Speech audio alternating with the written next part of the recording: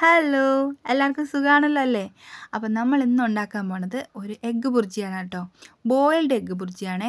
അപ്പോൾ ഇത് നമുക്ക് ചപ്പാത്തിക്കും ചോറിനും ഒക്കെ കഴിക്കാൻ പറ്റിയ നല്ലൊരു സൈഡ് ഡിഷാണ് കേട്ടോ.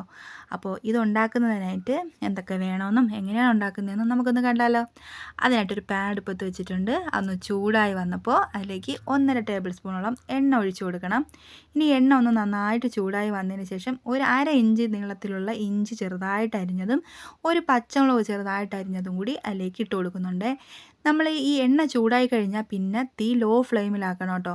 എന്നിട്ട് വേണം ഇഞ്ചിയും പച്ചമുളകും കൂടി ഇട്ട് കൊടുക്കാൻ, അല്ലെങ്കിൽ പെട്ടെന്ന് കരിഞ്ഞു പോകും. അപ്പോൾ ഇനി ഇത് ചെറുതായിട്ടൊന്ന് മൂത്ത് വരുന്നവരെ നമുക്കിതൊന്ന് ഇളക്കി കൊടുക്കാം. ചെറുതായിട്ടൊന്ന് മൂത്ത് വന്നതിന് ശേഷം നമുക്കിതിലേക്ക് മീഡിയം സൈസിലുള്ള സവാള ചെറുതായിട്ട് അരിഞ്ഞതാണ്, അതും കൂടി അതിലേക്ക് ഇട്ട് കൊടുക്കുന്നുണ്ട്. ഇനി സവാള നമുക്കൊന്ന് വഴറ്റിയെടുക്കാം. അധികം അങ്ങ് വഴറ്റിയെടുക്കണ്ട. ഇതിൻ്റെ കളർ അങ്ങ് ബ്രൗൺ കളർ ആവുന്നവരെയൊന്നും വഴറ്റിയെടുക്കേണ്ട ആവശ്യമില്ല. നമുക്കിതൊന്ന് എന്താ പറയുക, വെന്ത് കിട്ടിയാൽ മാത്രം മതി കേട്ടോ. സവാള ചെറുതായിട്ടൊന്ന് വെന്ത് വന്നാൽ മാത്രം മതി. ഇപ്പം നമ്മളെ സവാള ഏകദേശം ഒന്ന് വെന്ത് വന്നിട്ടുണ്ട്. ഇനി ഈ ഒരു സമയത്ത് നമ്മളൊരു തക്കാളി അരിഞ്ഞതും കൂടി ചേർത്ത് കൊടുക്കുന്നുണ്ട്. ഒരു തക്കാളിയാണ്, അതും ഇതുപോലെ ചെറുതായിട്ട് അരിഞ്ഞതാണ്. ഇനി അതും കൂടി ചേർത്ത് നമുക്കിത് നന്നായിട്ടൊന്ന് മിക്സ് ചെയ്ത് കൊടുക്കാം. സവാളയുടെ കാര്യം പറഞ്ഞ പോലെ തന്നെയാണ് തക്കാളിയും. തക്കാളി അധികം വെന്ത് കുഴഞ്ഞ് വരണ്ട, ചെറുതായിട്ടൊന്ന് വെന്ത് കിട്ടിയാൽ മാത്രം മതി കേട്ടോ. ഇതുവരെ നിങ്ങൾ ഇതുപോലെ ഒന്നും ഉണ്ടാക്കി നോക്കിയിട്ടില്ലെങ്കിൽ ഇനി ഉണ്ടാക്കി നോക്കണം. ഉണ്ടാക്കി നോക്കിയിട്ടുണ്ടാവും പലരും, പക്ഷേ അത് എനിക്ക് തോന്നുന്നു പുഴുങ്ങിയ മുട്ടയിലായിരിക്കില്ല. നമ്മൾ നേരെ മുട്ട പൊട്ടിച്ചൊഴിച്ചിട്ട് എഗ്ഗ് ബുർജി ഉണ്ടാക്കുമല്ലോ, ആ ഒരു രീതി ആയിരിക്കും എന്നാണ് എനിക്ക് തോന്നുന്നത്. ഇനി ഇതുപോലെ ഉണ്ടാക്കി നോക്കിയിട്ടില്ലെങ്കിൽ ഇതുപോലെ ഒന്ന് ഉണ്ടാക്കി നോക്കണം കേട്ടോ. അപ്പോൾ നമ്മൾ ആ തക്കാളിയും ചെറുതായിട്ടൊന്ന് വെന്ത് വന്ന സമയത്ത് ഞാൻ ഇതിലേക്ക് പാകത്തിനുള്ള ഉപ്പ് ചേർത്ത് കൊടുക്കുന്നുണ്ട്. പിന്നെ നമുക്കിതിനൊക്കെ വേണ്ട പൊടികൾ ചേർത്ത് കൊടുക്കാം. 1/4 ടീസ്പൂൺ മഞ്ഞൾപ്പൊടി ചേർത്ത് കൊടുക്കുന്നുണ്ട്. പിന്നെ അതിൻ്റെ കൂടെ തന്നെ എരിവിന് ആവശ്യത്തിനുള്ള മുളക് പൊടി. ഞാനിവിടെ കാശ്മീരി മുളക് പൊടിയാണ് എടുത്തിട്ടുള്ളത്. അതൊരു 1½ ടീസ്പൂൺ ചേർത്ത് കൊടുത്തിട്ടുണ്ട്. നിങ്ങൾ എരിവുള്ള മുളക് പൊടിയാണ് ചേർത്ത് കൊടുക്കുന്നതെങ്കിൽ 3/4 ടീസ്പൂൺ എടുത്താൽ മതിയാവും കേട്ടോ. പിന്നെ ഇതിൻ്റെ കൂടെ തന്നെ 1/2 ടീസ്പൂൺ ഗരം മസാലയും കൂടി ഇട്ട് കൊടുക്കുന്നുണ്ട്.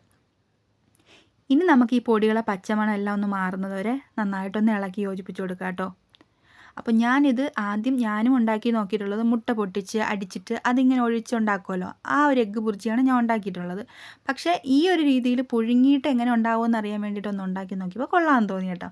എന്നാൽ പിന്നെ അത് നിങ്ങളെ കൂടെ കാണിക്കാം. അറിയാത്തവരാണെങ്കിൽ ഒന്ന് അറിഞ്ഞോട്ടെ, അവരും ഒന്ന് ഉണ്ടാക്കി നോക്കട്ടെ എന്ന് വിചാരിച്ചു കേട്ടോ.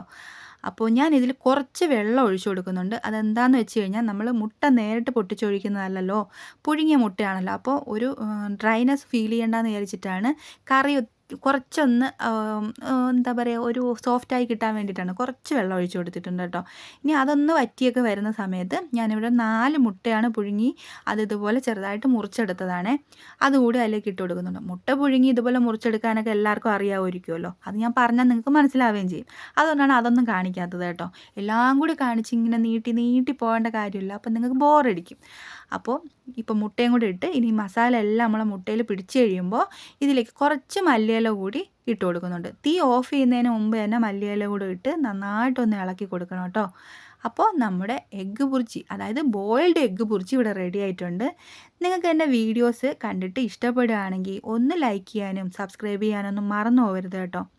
അപ്പോൾ ഇതുപോലെ ഒന്ന് ഉണ്ടാക്കി നോക്കിയിട്ട് അഭിപ്രായം പറയാനും മറന്നു പോകണ്ട. അപ്പോൾ ഓക്കെ.